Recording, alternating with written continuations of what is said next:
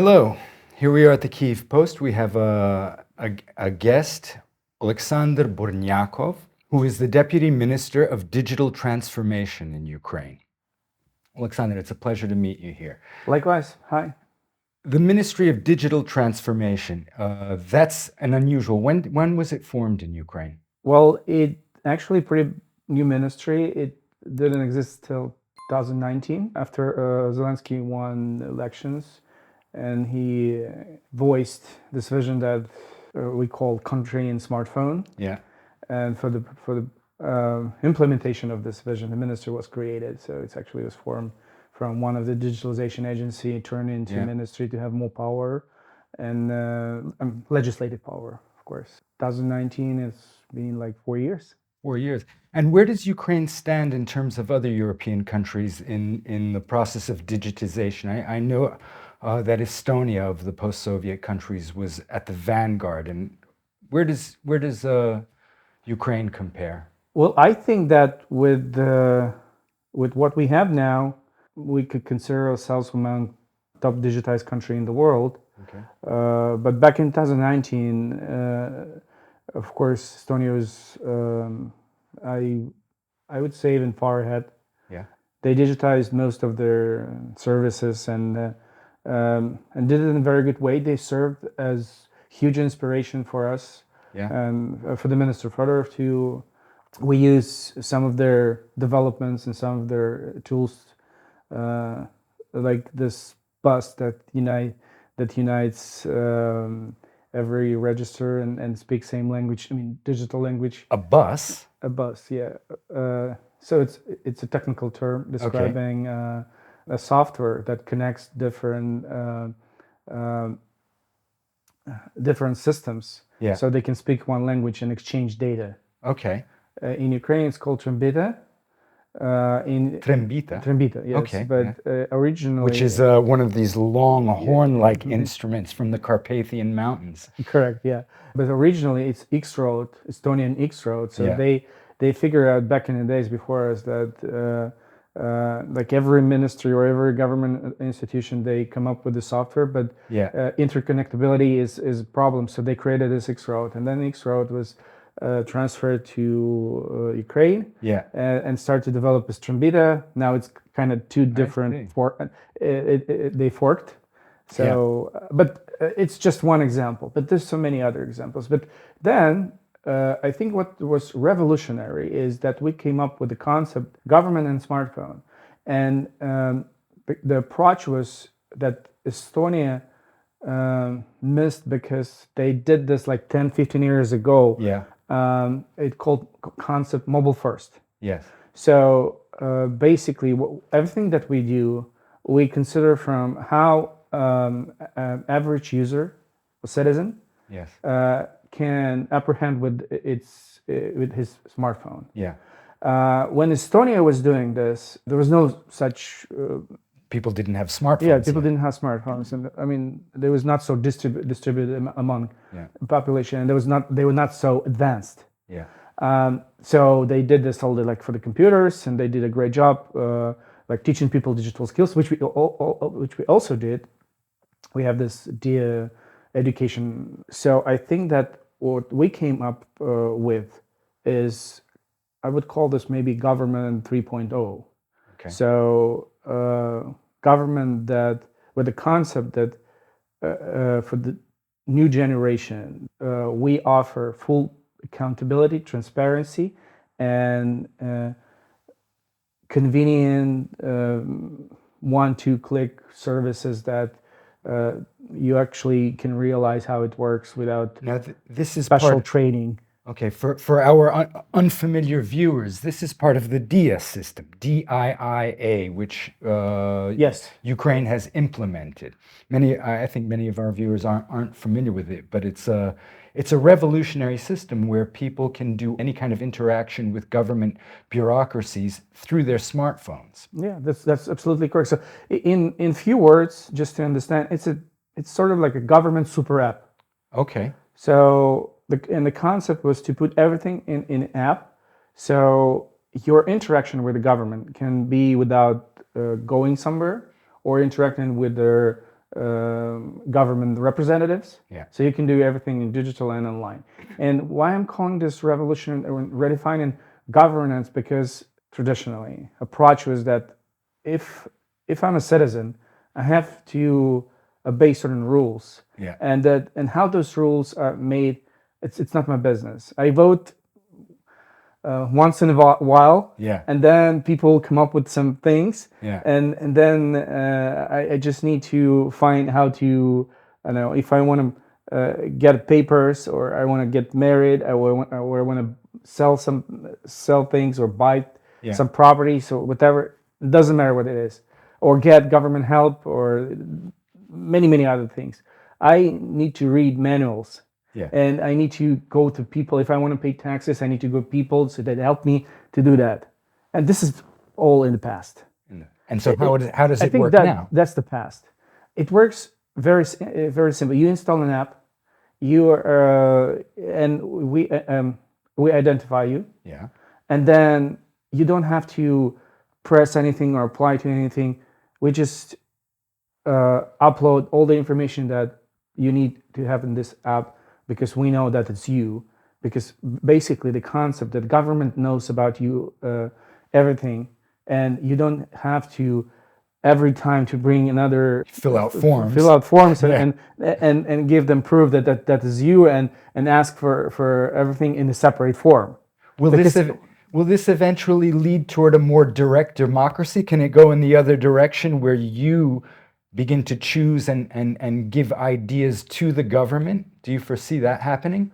Yes, and this is actually what's happening because when it moved to digital, many new benefits open, and we actually have in this DIA app, which, by the way, used by almost half the population of Ukraine. Half the population. Well, it's actually, if you count the way that DIA could be used only by 18 plus, and you deduct all those people, that actually more than half, because we estimated more than 20 million active users. Yeah.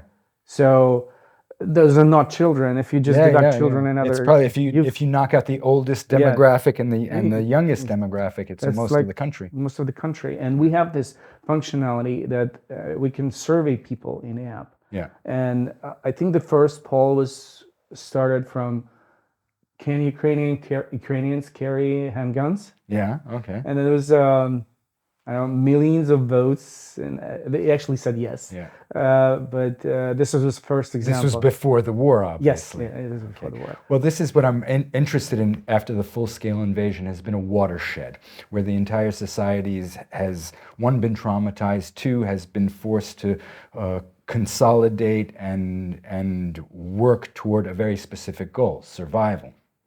How has DIA played a role in that, and how has, in general, the IT industry played a role in the war, and where is it taking your specific ministry?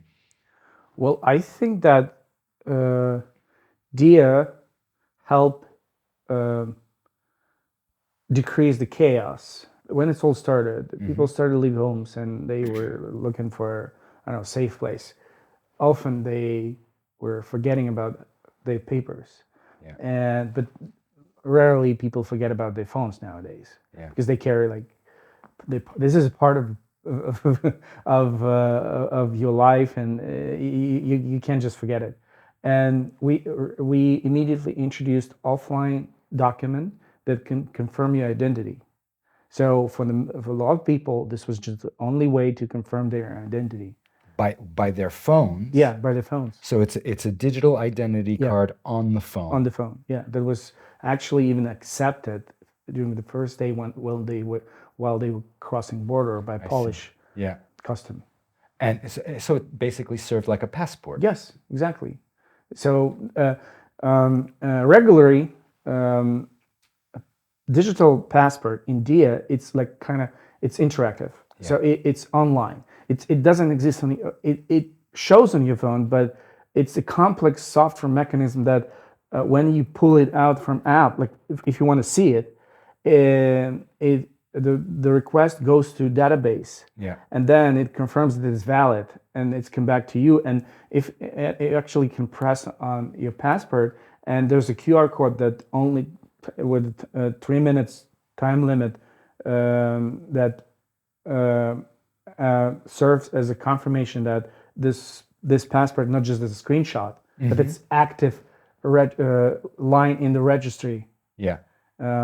So we understood that during the first day of war, that the connectivity could be from low to no, to absent completely. So we introduced offline digital identity card. It's still in the app, by the way. Okay. Yeah. Well, it brings up an interesting issue, cybersecurity. When the war began, many people were very concerned about cyber attacks. Estonia had a cyber attack about a decade ago, which was probably directed from Moscow. And yet, we haven't seen a major breakdown in the security system. What has Ukraine done successfully, I may add, to protect its in terms of cyber defense? The major factor is that we started to prepare ourselves long before that. And you're absolutely right. There was no major breakdowns, but it doesn't mean that they didn't try to penetrate the system, our systems. And there's we were registering hundreds of incidents every day across, I don't know, first year. And before 3-4 weeks before the war, they full-scale invasion. I mean, they also increased the number of attacks. I read also there were news reports where tech companies in the United States, be it Google, Microsoft, as well as I assume Western governments helped. Yeah, that actually helped, and specifically Microsoft made us aware of one of the exploits. And the way they want to penetrate the system. So the way that the Russians were trying to breach through certain exploit. And anything you can talk about? Just in general, they found the hole, how to get inside, and basically, I want to speak simple terms, so people understand. And Microsoft identified this vulnerability, and notified us. So made us prepare to fix this and patch this hole so they cannot go through. This is just one of the examples. Well, hats off to Microsoft for that.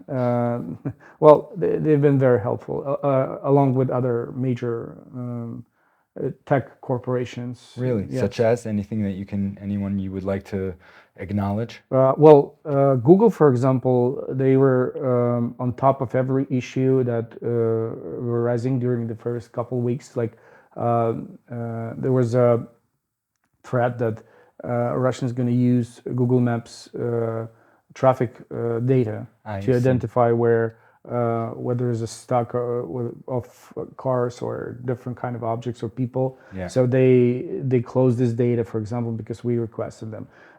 Also, they changed their policies on content because of their misinformation and on YouTube, on their platforms. Same did Instagram and Facebook.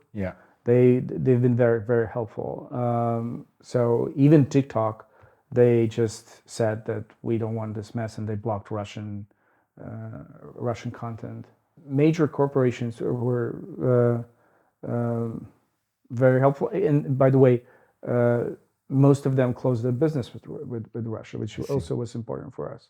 Which brings me to another fascinating spin-off of the ministry, BraveOne.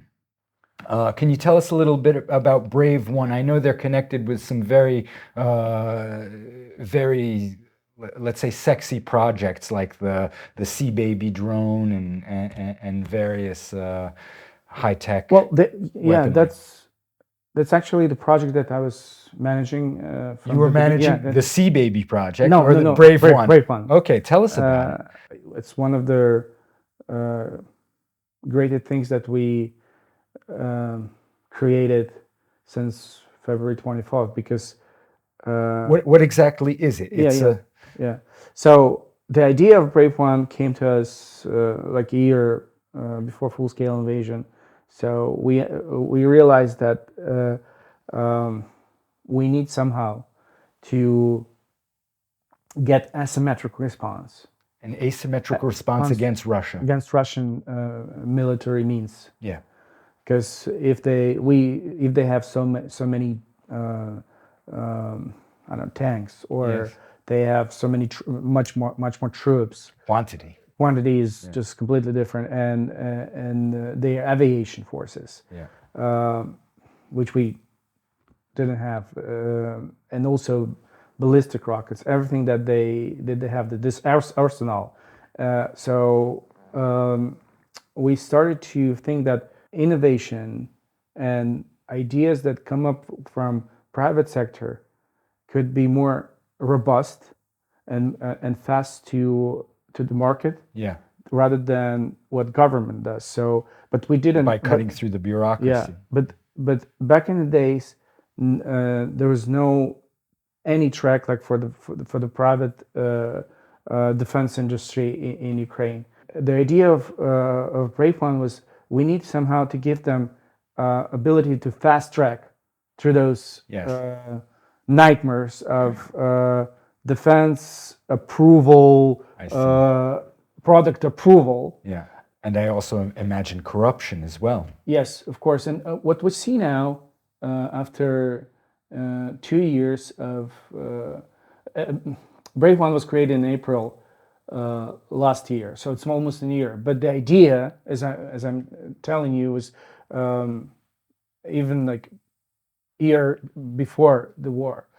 We saw that how Ukrainian very good in startups, in how powerful IT industry. So we knew that there are a lot of guys that can come up with the greatest idea ever, and solve any problem of any complexity. Yeah.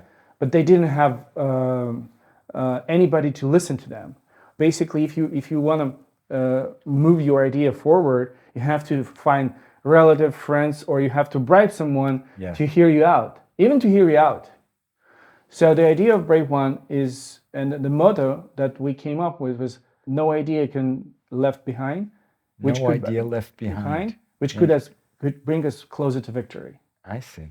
And this was like why we started to do this. And can you talk about any concrete accomplishments that that BraveOne has managed to achieve? Well, first of all, legislatively, we completely simplified the way that you offer defense product to the government. Yeah. Like before, it was like tons of paperwork, months of different inspections, tests, and commissions, and that led to the roadmap from ideation to using on battlefield from 3 to 5 years. Yeah. So legislatively simplified this, and now it's like less than, well, the record was 21 days. 21 days for what? For one like, project? Yeah, like you let's say you have a drone and then Sea Baby, whatever, and in 21 days it's certified by government. It's went all the tests, you get all the paperwork, and the government can procure it for you. It's certified, and then it can go into production. Yeah, yes. So basically, government recognized this is a product that government can procure. Okay. So before this, it was 5 years from I want to offer you this, and in 5 years, government can procure this. Yeah. So now it's less than a month. Really? So it's an order of magnitude quicker. Yeah. So this is one accomplishment. Another accomplishment that when we announced BraveOne, we made it clear for everybody that now there's a very simple procedure if you want to offer to any idea at any stage that help us to bring us closer to victory. Yeah. So you just go there, you register, you apply, you describe your product, and in 100% cases, you get a feedback from military. Nice. And if they consider your product good and top priority, then you get fast track without any obstacles. So that's what I think that the biggest accomplishment that everybody in Ukraine, in the defense industry, knows that if he has an idea, he knows where to go. He doesn't have to look for, I don't know, people that can bring him to the Ministry of Defense, looking for connections. It's all in the past. Yeah. And the result of this work speaks for itself. Since the BraveOne announcement in April last year, today, as of today, 2023. Yes, yeah. We've gotten 1,300 projects. Okay. And hundreds of them got certified. And what's your proudest achievement? Well, we have a couple of them. From utility standpoint, so how it's affected the battlefield. We have electronic warfare systems that was certified. And they help to prevent Russian drones to survey or attack our forces. This is something the former General Zaluzhny was talking about. But BraveOne recognized this need as I think first in the country. Then we have identified more than 200 of drone manufacturers companies. Yeah. All of them went through Army of Drones and the BraveOne. These are all local drone companies, local drone manufacturers. Just to give a comparison, by February 24th, it was like 3 or 5 drone manufacturers in the country. That was 2 years ago. Yes, and after 2 years, it's 200. So Ukrainian defense tech is really booming. Then robotic platforms. They didn't exist in the BraveOne. We identified as a top priority. Now, like 3 dozens of them are certified. Less than 10 are on the front line being procured by the government, and they already serve its purpose. So it's basically machine guns on the robotic platforms. There's robotic platforms that can evacuate people, robotic platforms that can mine or demine. Yeah. So we basically creating army of robots. That's fascinating. Yes. Now, do you have is there input from abroad? How do you foresee Ukraine? Will it become an IT center? Will it become a high-tech center? That's a very good question. How do you envision that? We were talking about this with again in the beginning. There was a social goal that I mentioned already, that everybody needs to be heard, and everybody that has an idea must be heard, and his idea must be seriously considered by government, not just, I don't know, like you send this idea, we will see about it. That's the social goal. But the economic goal that we put for ourselves when we're creating BraveOne was the ministry. Yes, the ministry. But BraveOne, I think it's worth to mention that the BraveOne is not the Ministry of Digital Transformation project. No. We have 6 stakeholders: Ministry of Defense, General Staff, Ministry of Strategic Industries, Security Council of Ukraine, and maybe I forgot somebody, but Ministry of Economy. So with all the stakeholders, we talked, an economic goal is to have 10 or more companies that worth billions of dollars, and hundreds of companies that valued hundreds of millions of dollars. As a result, Ukrainian companies. Yes, Ukrainian companies. So with the current pace, we see that it's completely possible. And I could give you like a few examples. In the drones field, we just talked that 2 years ago there was like 3 or 5 drone companies. Now it's 200 companies, and some of those companies that didn't exist a year ago have a product now and have a turnover of more than $100 million year over year.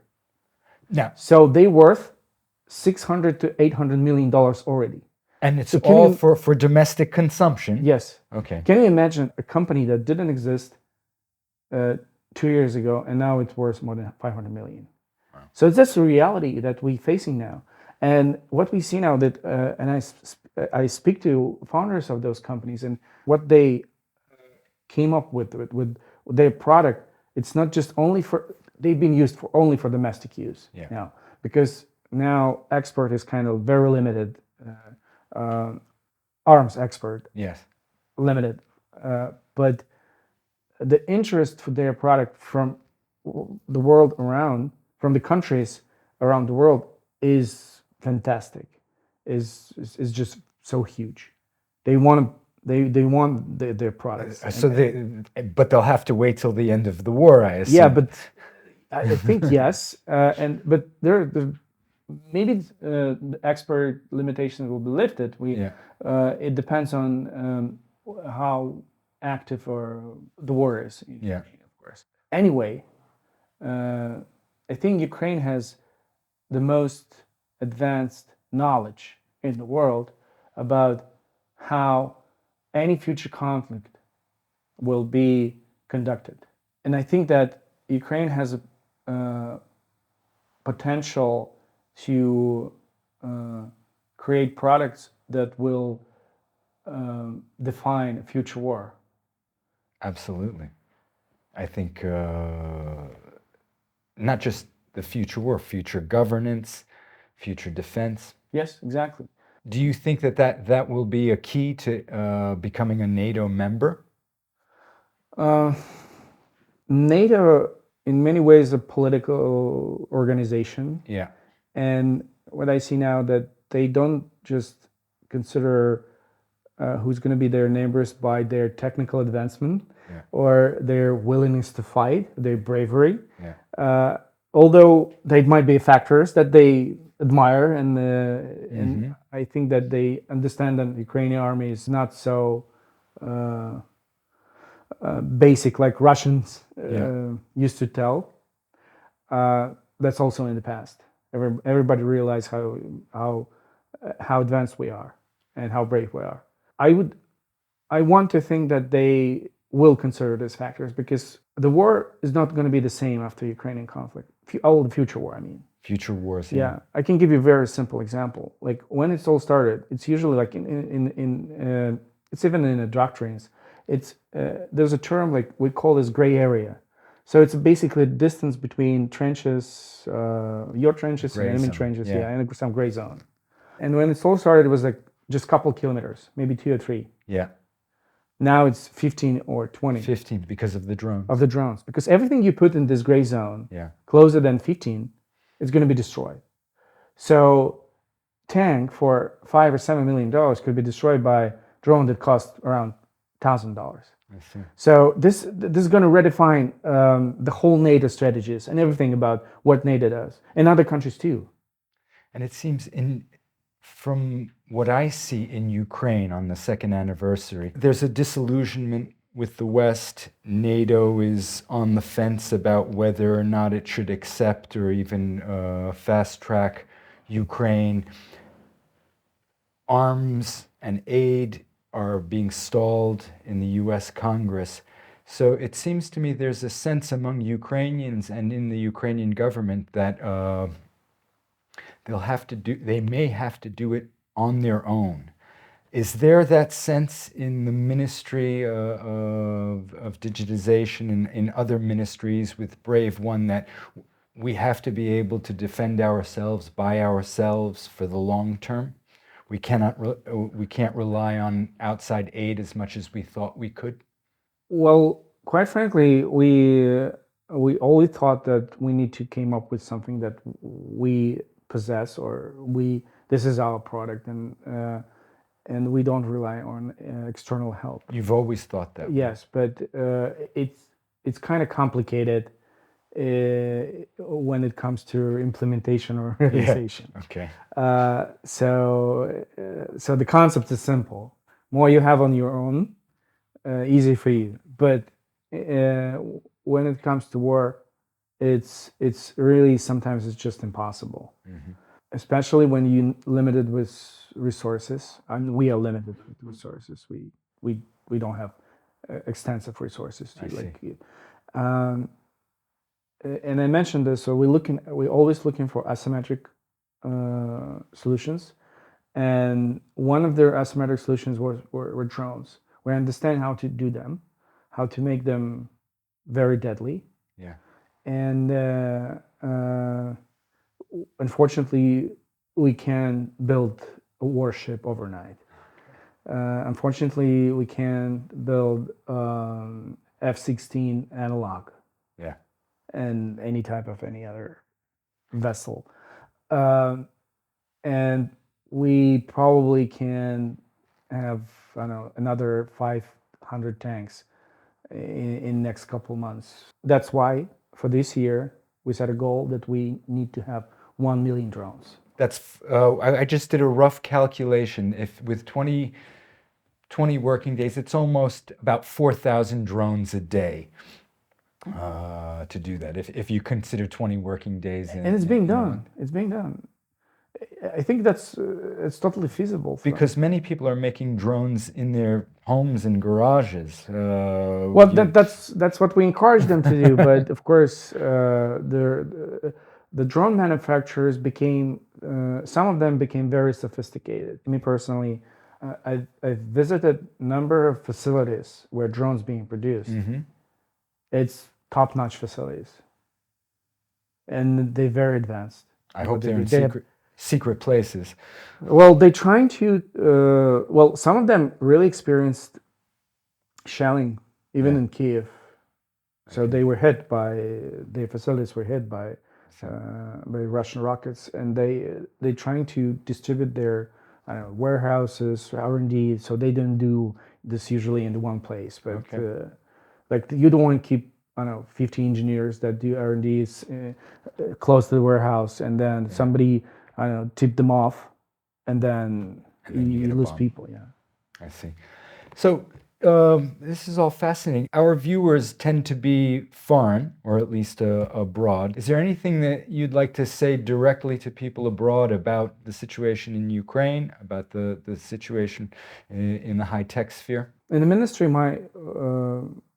my area responsibility exactly is develop and grow IT industry and startup ecosystem. The IT industry. Yes, this is what I'm supposed to do before full-scale invasion. I'm still doing this, but taking another set of responsibilities like BraveOne and developing defense tech sector. I think we totally doing the right thing. We're protecting ourselves.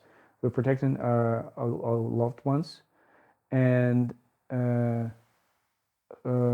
Russia did very bad things to our children, to our friends, to everybody in Ukraine by invading us. So we think that we can manage this on our own with our army, but we need help.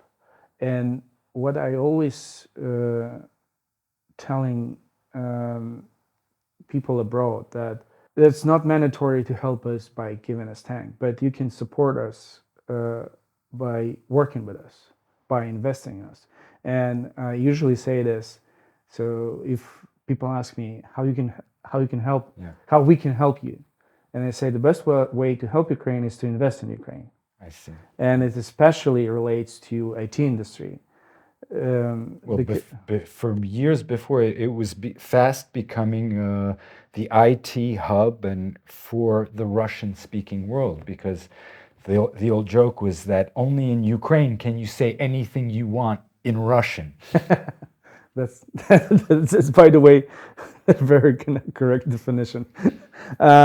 Anyway, so I encourage people work with Ukrainians, people from outside of Ukraine. I mean, anybody that you want to, you might want to work is like freelance or at a company.